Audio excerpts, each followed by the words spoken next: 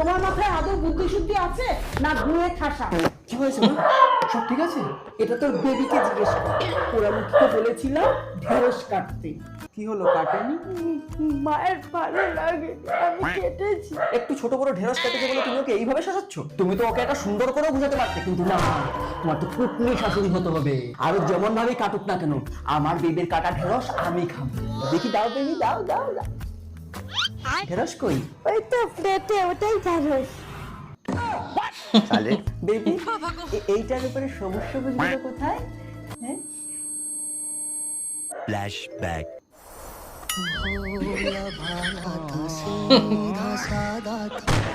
সবুজগুলো আমি কেটে কেটে কেটে কেটে ফেলে দিয়েছি, কারণ মাকে আমি বলতো খোসা খাওয়া ভালো না শরীরের জন্য। ভালো করে গেল গেল বইয়ের কাটা ঢেঁড়স খাবে। আরো